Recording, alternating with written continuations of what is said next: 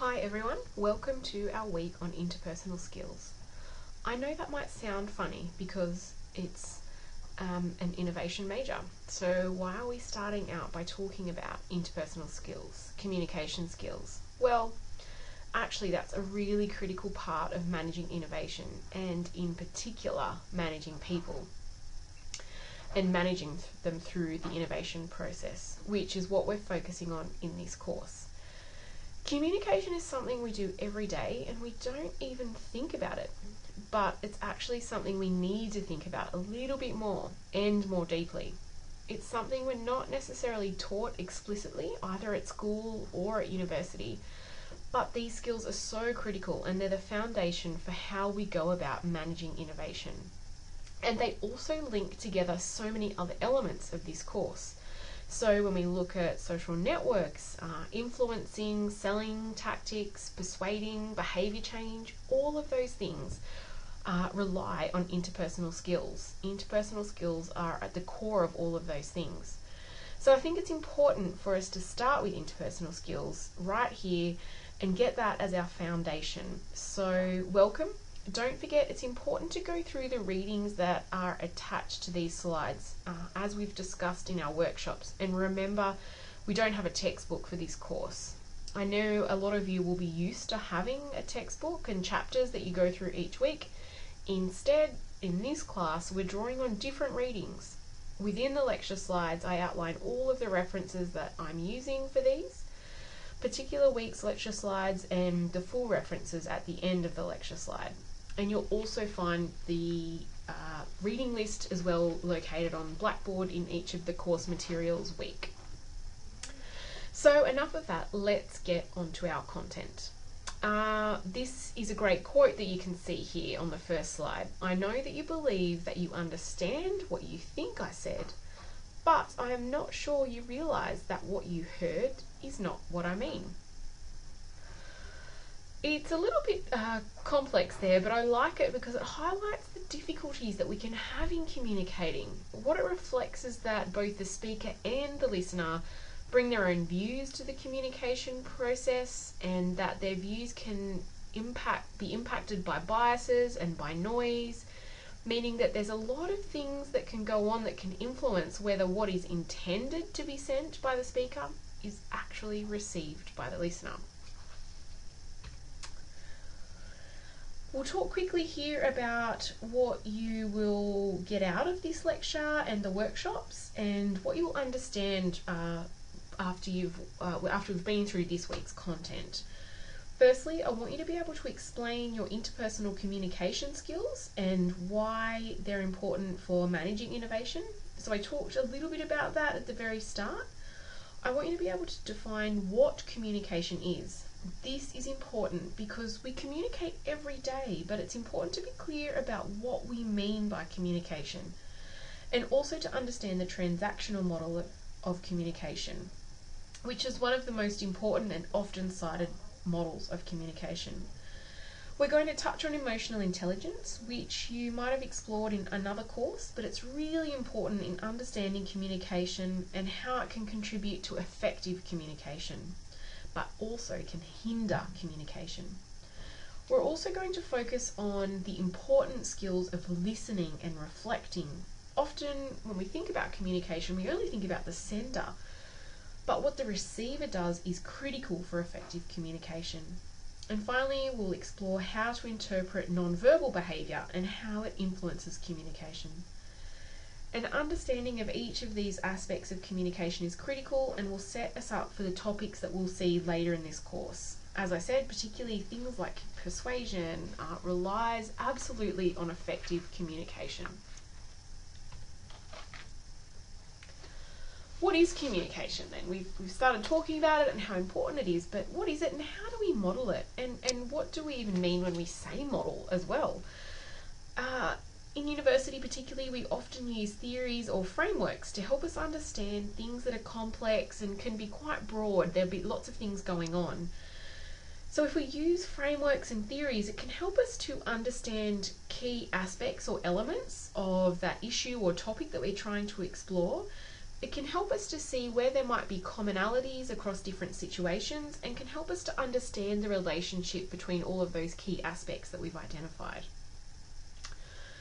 So we define communication as interpersonal communication as the process by which information, meanings, and feelings are shared by persons through the exchange of verbal and non-verbal messages. Most of us think about communication, we think about things like verbal or written words, but so much of communication actually occurs in the non-verbal things that happen, and we're going to talk about that a little bit more later. Why all of this is so critical is because effective communication depends on a shared understanding of meaning. So when we're thinking about communication, as we've said before, we need to think about that process, and we need to think about, and two people, if we look at it from a model of two people, we've got a sender and a receiver. And when we're talking about communication, we're thinking about both of those people. We're thinking about both of the things that are going on inside those people, and we're thinking about what both of those people are actually doing externally. So it's really important that there's some kind of congruence between what both of those people, what they're actually observing, seeing, interpreting, and feeling. Now, another note of importance here is that communication can be conscious, intentional, or unintentional. And why is that important? Well, because we can be conscious and intentionally communicating. So we can be calling up a friend with the intention of asking them if they're free this afternoon to meet you. That's intentional communication. But it can also be unintentional, and often this is in our non-verbal things that we do. So someone might tell us some news, and we want to express that we're happy for them, but the facial expressions that we're actually displaying might be saying something else. So that might be an unintentional part of communication.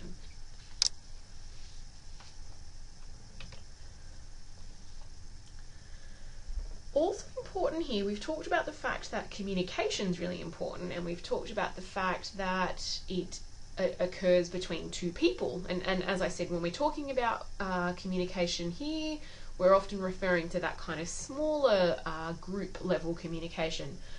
But if we think about that, a lot of the times communication can be poor. And so what is it that contributes to poor communication? I think it's important that we reflect upon this and acknowledge that, particularly in terms of innovation, which is what we're looking at here.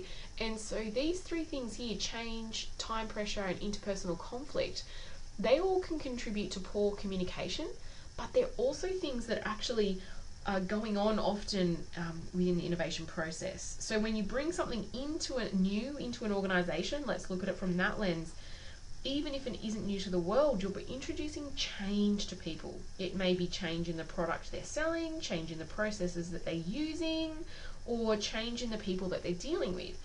And humans are inherently resistant to change and often not too good at it, so might push back. As well, the implementation of innovation might result in time pressure for people. It might require them to do some of their parts of their jobs more quickly, which will again impact on our ability to communicate. Time pressure and dealing with change can both increase the likelihood also of interpersonal conflict, and we'll discuss this in more detail later on in the course.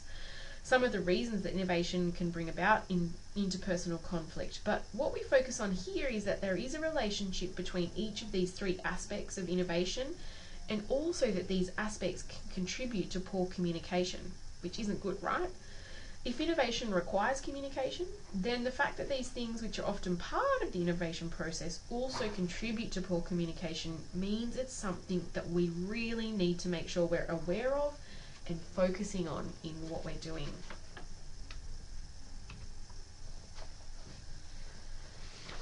Here's the model that we will be using, and this is what I want you to keep in the back of your minds as we're going through. This is called the transactional model of communication. As I said before, it's one of the most commonly cited. And what's key about this model is that it highlights, as we've talked about already, that communication is simultaneous. So the sender and receiver are active in the same time.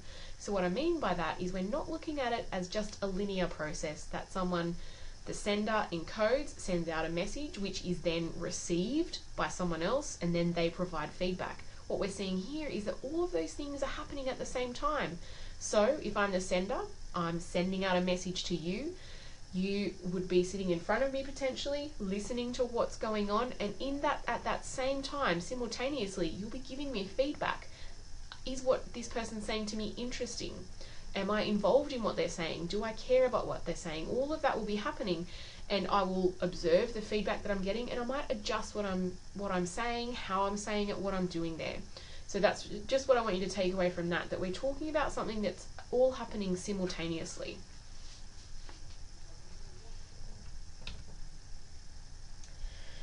And here we've got a little bit more detail about the model. Firstly, we see that we're looking at communication between two people. It could be a colleague at work, or a friend, or a peer at university. And as I said earlier, this is what we're really focusing on in this module here. We're not necessarily talking about communication that is about someone trying to communicate with a large audience, for example. So we're talking about one-on-one or smaller group kinds of communication. So here we can see person A is going to start off the communication process. They need to create a message and present it to person B in whatever form they think they should send the message. This might be in spoken word, in person, or on the telephone, via written word and an email. And then they also need to consider the impact of non-verbal behaviour, such as gestures and facial expressions, tone of voice, all of those sorts of things. So the sender, person A, has to think about what channel they would choose. Then person B receives the message, and as I said, remember this is happening simultaneously, but this is how we're describing it, and needs to decode. That means they need to understand what's said.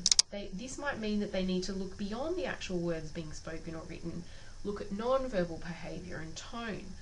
Perhaps the speaker looks upset. How does this add meaning to the actual words being spoken? The receiver, communicator B, will typically need to show some signs that they have understood, which again might be through words. Yes, I understand. But it also can be through their facial expressions or other non-verbal behaviour.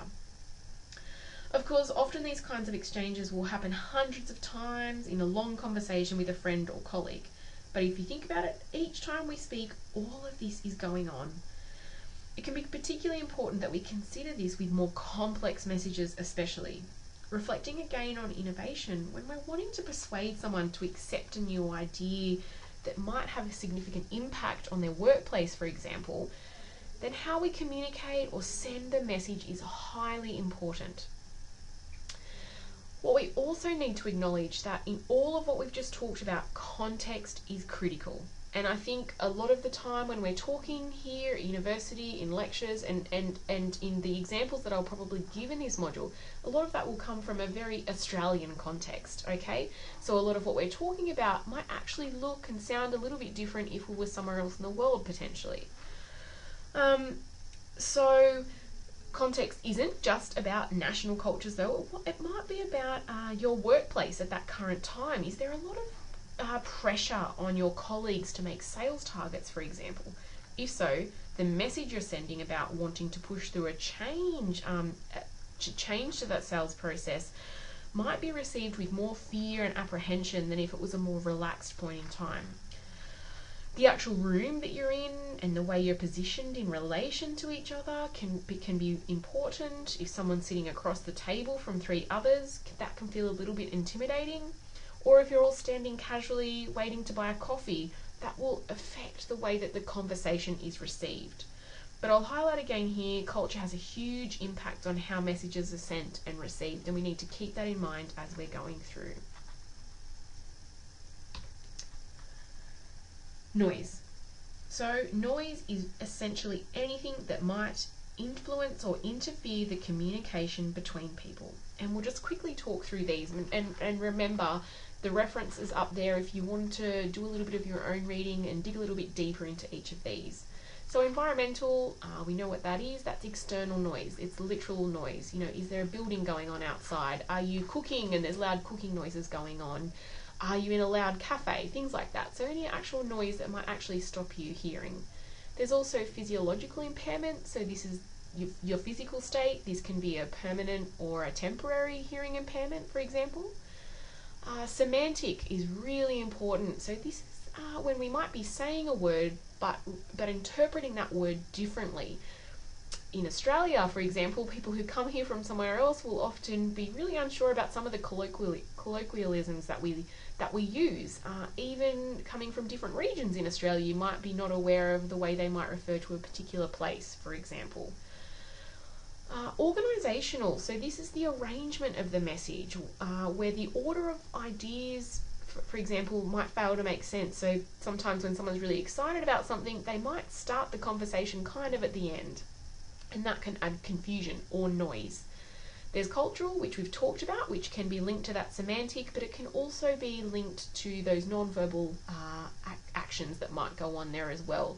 So differences in the way that we will interpret a gesture, for example, might starkly reshape the message that's being received by someone compared to what the sender actually intends. And then we've got psychological, which is really important. So that's disruptions from our emotional state. So if I'm feeling quite stressed about something, the way that I'll actually receive a message that is given to me will be very different than if I'm feeling quite relaxed. So all of these things are really important for us to be aware of, that all of this noise, these things that are going on, can actually shape and affect our interpretation of a message.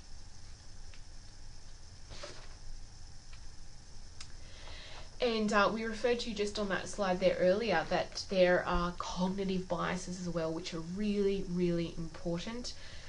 And things that all of us as humans are prone to.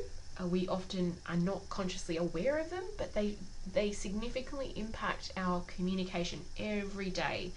So this is a kind of a different kind of noise that we're talking about. So this is more about the stuff that goes on in our heads, I guess. As humans, as I said, we're prone to these cognitive errors, and the noise that we talked about before can be about things that are external, but this is much more about things that are inside us and that might influence the way we communicate and the way that we receive messages. These are often referred to as biases, and I know I've absolutely found myself using these, often not consciously. So have a look through these, have a read of these references here. It's really quite interesting stuff. And think about whether you've actually noticed yourself or can reflect upon that you might have had some of these biases influence your communication. So selective attention, and this is really about, we'll often focus on parts of a communication process. So there might be some information that we focus on and some that we'll screen out, and there's lots of different reasons that we'll do this. It can be confirmation bias, so down there. So we'll be focusing on particular information that actually confirms what we already believe or things that we already know, and we may be likely to ignore contrary information. Another one there is the recency effect, which is quite interesting. So the most recent information that you've heard will actually dominate your perception of a situation or a person, rather than looking at all of the information as a whole. The false consensus effect, we overestimate the extent to which our beliefs are held by others. So basically assuming, I think this, therefore everyone else will too. All of these can significantly impact our communication, and often that's not positive. What's important if we're thinking about managing innovation here is being aware of, if you are trying to sell something, how might these biases actually influence the way people are hearing what I'm trying to sell? What are they filtering out? What are they focusing on? What is it that's important to them that I'm saying and that in my sell message? Emotional intelligence. So probably many of you might have heard of this before. Maybe in some of your other courses you've actually studied this. It's really, really critical. So I think it's important that we go through it again. So Riggio's social skills model, and there are lots of different models that you can use in terms of things like this. He breaks down effective communication into emotional and social. And there are 3 skills in each domain, and they'll be on the next slide, that are really important in understanding emotional intelligence. So firstly though, just to think about these emotional skills, why they're so important is because it's often them rather than necessarily just our words that allow us to inspire and motivate others, to develop connections with people, and to understand the context of what's going on. Again, all of this absolutely critical if we're trying to manage innovation. Our relationships with other people, whether we're able to actually inspire them, to make them feel connected to what we're talking about, all of those things are absolutely critical if you want people to get on board with your message, and also critical in understanding, well, why are people not getting on board with what we're trying to push through, with the change that we're trying to make. This slide gives us some more detail again about each of the elements. Emotional intelligence is increasingly understood as highly important, and for us, what again is really relevant within a workplace, having high emotional intelligence, or EI, is found time and time again to be a contributor to success. What I also want you though to remember, that what if you think, I actually don't have high EI? Well, the first step in building your capability is actually understanding it.